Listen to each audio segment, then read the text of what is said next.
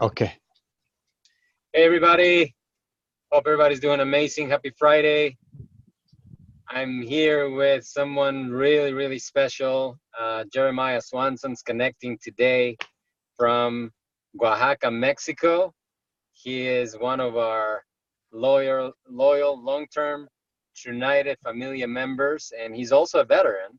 And we started chatting yesterday over Instant Messenger, and I know their journey, and they've been such amazing people ever since I've met you guys. And of course, now you are, in my opinion, living the dream. You're in Mexico, Mm. relocated to Mexico. You took your whole family down there. You're making big moves in terms of what you want to do, and I think one of the things that impressed me more is that you are a complete no excuses family, right? Yeah, You, I think so. Yes. so Yeah. I've been pushing hard the no excuses November mentality, and of course it should be no excuses all year. But um, Jeremiah, man, first of all, I know that you've served, and I want to thank you for your service.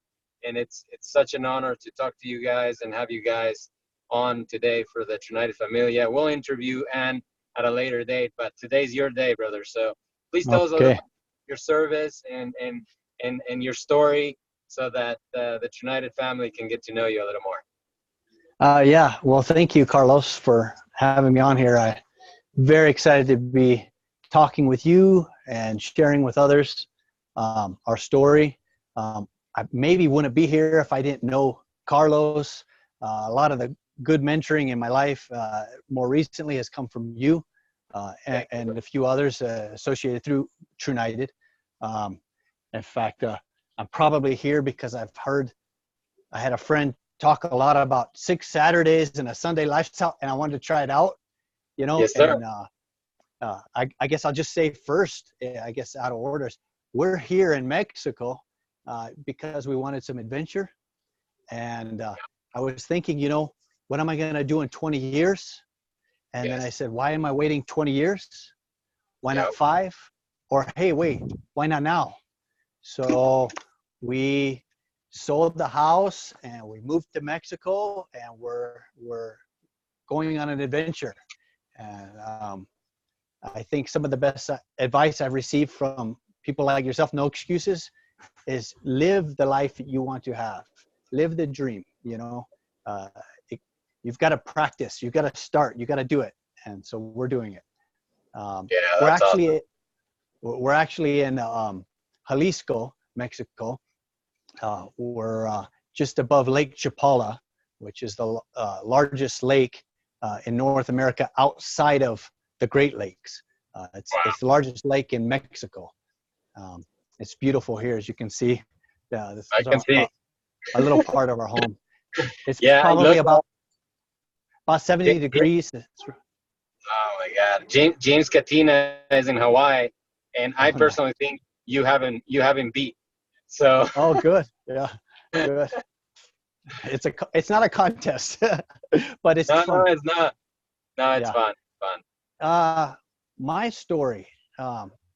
Well, yeah, I'm a U.S. Army veteran. I was on last night listening to the interview with Wally, Yeah. and yeah, that was really good, very interesting, very insightful. I don't have the same kind of danger action stories. I was not a part of the EOD. I was a military police officer in the Army. I Okay. was a sergeant, patrol supervisor. So we did law enforcement. Um, Got it. I was I was deployed to Germany in 1997 during Bosnia. Um, Okay. they told me I was going to Bosnia, um, but I was very fortunate. I wound up in Germany. So I also, like Wally, I guess to say like Wally would say, oh, I hated it. It was very nice. Uh, Yeah. but so I spent about a year there working with the German police. It was a very nice time for me. And this is, like I said, 1997. Um, I was not married at the time to Anne. and I was very young, maybe 21. I was a very young sergeant, Yeah. a non-commissioned officer. I worked about 7 days a week. I got about a day off every 3 months, Wow. but I really liked the work. Yeah. I do have a lot of stories. They're not all appropriate for interviews and stuff, but I had a Right. lot of fun. What I wanted to mention though about as far as action goes outside of law enforcement, Yeah. only because I watched last night's interview with Wally. My job was to call the EOD if I had problems, bomb threats and whatnot, which we had often for whatever reason. But a few times I was sent in to investigate and told there would be no bomb squad. Just open the package and see what's inside. So the Wow. Army isn't the Wow. There's one occasion where I found myself doing something entirely stupid, opening the ticking box, at the post office. Just because I was told to. That was an Army thing. Fortunately, it wasn't a bomb; it was just a clock. Wow. But anyways. Yeah. Thankfully, right? Yeah, I was happy to serve. I did it so that I could grow up. I could serve my country. How many years? Well, I did 6 years in the National Guard. So I was like a reservist in California. And in fact, at the time, I was actually working for Packard Bell NEC Computers in Sacramento, California, when Bosnia had just started. So I was deployed to Germany to replace soldiers that were sent in to the field in Bosnia. And I guess I'll just say in a nutshell, my experience was I saw how hard it was on families. Families living in Germany, families from the US, and the spouse was being deployed for war. And because of that, as soon as my time was up, I wanted out because I didn't find that it was a good place to raise kids. Not with what I saw. I've seen a lot of people who've done it successfully. Right. It just wasn't. At the end of my tour duty in Germany, I was offered a permanent position as a plainclothes police investigator. And it would have been fun. It was my dream job. And the reason why I joined the Army, that was just to get some law enforcement experience and just see what the U.S. Army could provide for me as far as travel and adventure.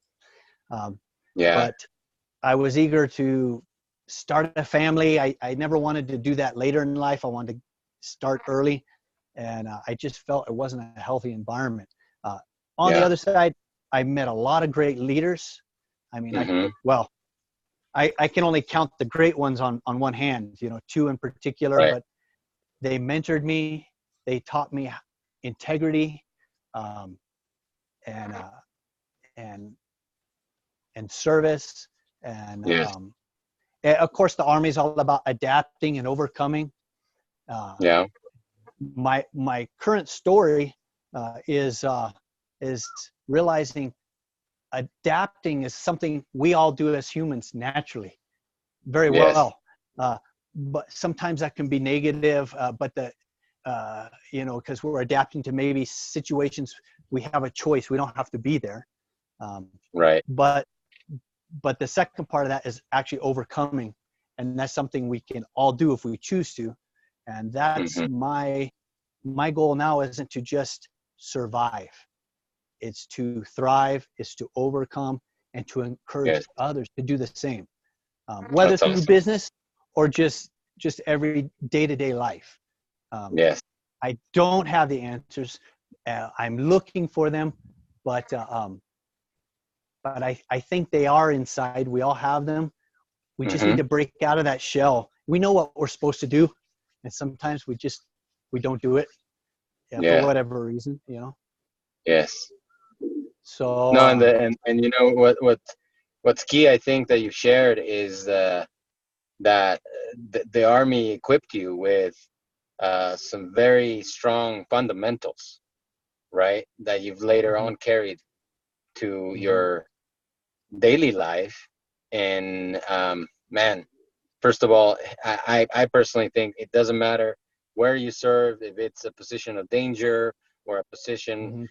of law enforcement like you did, or even if you were a technician at anywhere. Mm-hmm. um, it's a beautiful thing, and it's and I'm myself and my family are thankful for your service, because it is a key part of keeping the freedoms of the United States the way they are, right? And as you Yes. know, I am an immigrant. I came to this country when I was 17 with a dream, because the U.S.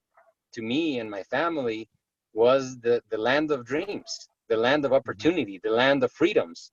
And I was thankful to have a family that all the time said, "Man, you gotta go, you gotta go." And so, since I was very young, my dream was, man, one day I'm gonna go to the States. I don't know if I'm gonna end up there, but Mm-hmm. when I came here, I truly realized, oh my God, this is the best country in the world to thrive and Mm-hmm.